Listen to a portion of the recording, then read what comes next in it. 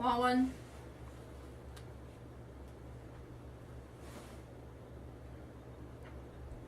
No.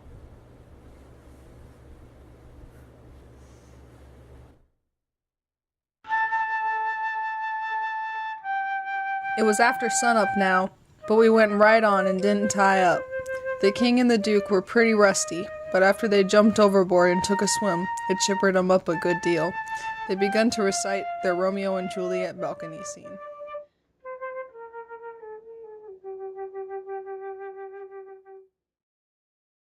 Oh, Romeo, oh, Romeo, wherefore art thou, Romeo? Deny thy father and refuse thy name, or if thou wilt not, but be sworn my love, and I'll no longer be a Capulet. Shall I hear more, or shall I speak at this? 'Tis well my name is my enemy, thou art myself but a Montague. What's a Montague? Romeo doth thy name, and for that name which is no part, take myself. You mustn't bellow out Romeo that way, like a bull. You must say it soft and sweet and languishy. So, Romeo. That's the idea. For Juliet's a mere sweet child of a girl. You know, she doesn't bray like a jackass. They got out a couple of long swords that the duke made out of oak laths and begun to practice the sword fight. The duke called himself Richard the Third. I am Richard the Third.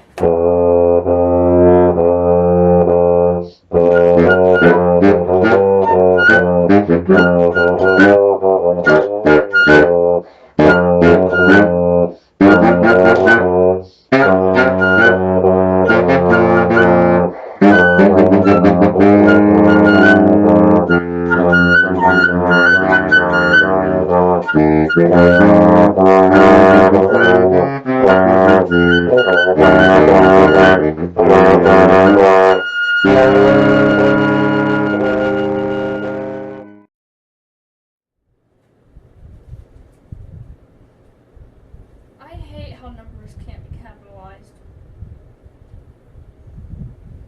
What? Excuse me? Well, Capet, we'll want to make this a first-class show. You know? So I guess we'll add a little more to it. We'll want a little something to answer encores with anyway. What's encores, Bill Gwatter? I'll answer it by doing the Highland Fling. Or the Sailor's Hornpipe. And you? Well, let me see. Oh, I've got it. You can do Hamlet's soliloquy. Hamlet's which? Hamlet's soliloquy. You know, the most celebrated thing in Shakespeare. Ah, it's sublime. Sublime. Always fetches the house. I haven't gotten in the book. I've only got one volume. But I reckon I can piece it out from memory. I'll just walk up and down a minute and see if I can call it back from Recollection's vault.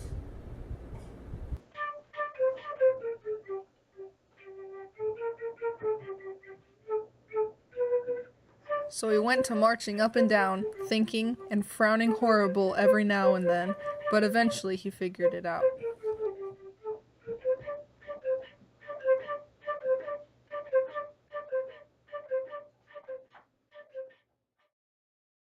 To be or not to be.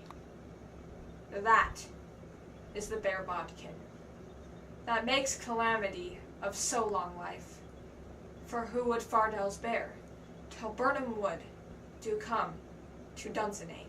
But that fear of something after death murders the innocent sleep, great nature's second course, and makes us rather sling the arrows of outrageous fortune than fly to others that we know not of.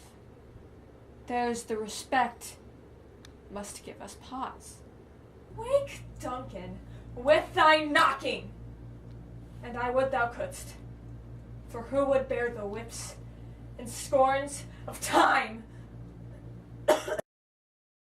One morning, when we was pretty well down the state of Arkansas, we come in sight of a little one-horse town in a big bend, so we tied up about 3/4 of a mile above it, and all of us but Jim took the canoe and went down there to see if there was any chance in the place for our show.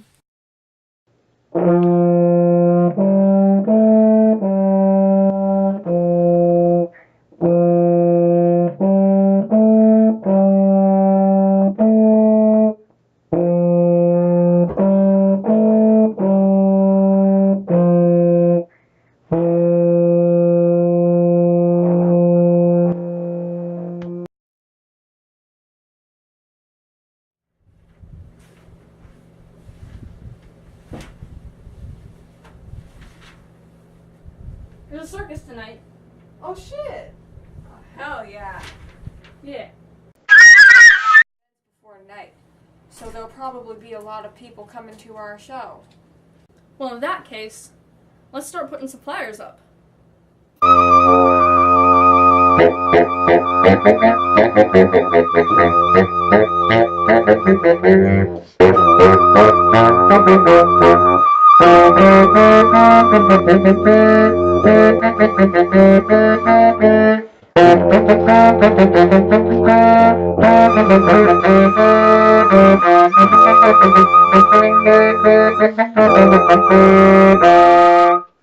Then we went to loafing around town. The stores and houses were most all old, shackly, dried-up frame concerns that hadn't ever been painted.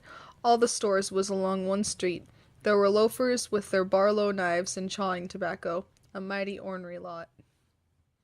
Give me a chaw of tobacco, Hank. Can't.